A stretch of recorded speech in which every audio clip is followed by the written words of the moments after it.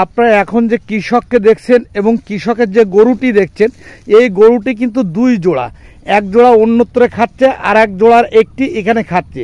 আর এই গরুটির সবচেয়ে বড় বিষয় হলো এই কৃষকরা কিন্তু 3 ভাই, আর এই গরু কিন্তু আপনার 3 ভাইয়ের ভাগে একত্রে দেওয়া। কারণ কি 3 ভাই কিন্তু একত্রে চাষ করে কৃষক, তাই তার বাবা কিন্তু এই গরু জোড়াকে তাদের হাল চাষের জন্য, সকলের হাল চাষের জন্য কিন্তু এই গরুকে দিয়ে দিয়েছেন।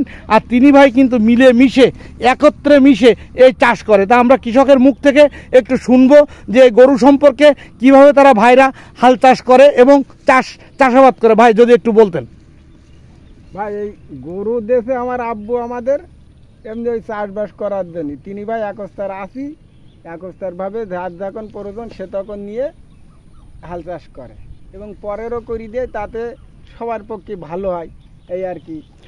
তার মানে এক কথায় আপনার 3 ভাই 3 সংসারে খাইলেও আপনার আব্বা আপনাদের এই এক জোড়া গরু দিয়ে দিয়েছেন 3 ভাই হাল চাষ করার জন্য। 3 ভাই খাওয়াবেন, 3 ভাই অন্যেরও চাষ করে দিয়ে তার থেকে আয় করবেন। কিন্তু গরু 3টি মূলত আব্বার, কিন্তু আব্বা 3 ভাইকে দিয়ে দিয়েছেন। এই এক কথায় বলা যায় একটি অনন্য দৃষ্টান্ত। দর্শক, এমন দৃষ্টান্ত কিন্তু এখন আর দেখা যায় না যে বাবা তার 3 ছেলেকে তার যে হালের গরু, দেখুন এই গরু কিন্তু অনেক বড়, আর এই হালের গরু এ দিয়ে গাড়িতে মাল চাষ করা হয়, মাল টানা হয়, ধান চাষ করা হয় এবং লাঙল চাষ করা হয় বিভিন্ন সময়ে, এবং অন্যের জমিও চাষ করে আয় করা হয়। তো যখন যে ভাইয়ের প্রয়োজন হয় তখন সেই ভাই কিন্তু এই গরুকে কাজে লাগায়। দেখুন এই ভাই কিন্তু মেজো ভাই কিন্তু চলে আসছে গরুকে মাঠে খাওয়াতে, এই সবুজ ঘাস খাওয়াতে। তাই এমন করে প্রত্যেকটা পরিবারে যদি ভালোবাসার বন্ধন মিলে থাকতো তাহলে কিন্তু অনন্য একটি দৃষ্টান্ত স্থাপন হতো। এমনই দৃষ্টান্ত প্রতিটি ঘরে ঘরে ফুটে উঠুক, এমনটাই প্রত্যাশা আমাদের সকলের। তো সকলেই ভালো থাকবেন। কৃষক ভাই যদি একটু আবারও অন্য পরিবারের জন্য কিছু বলতেন।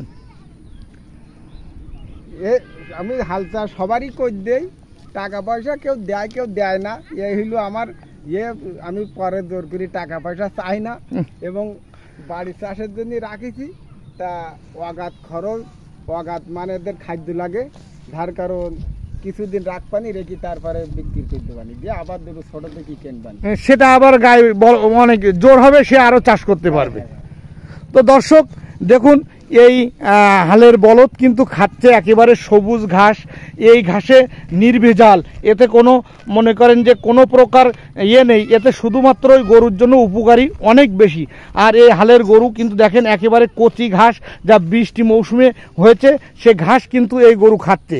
কি চমৎকার দেখতে লাগছে, তাই না দর্শক?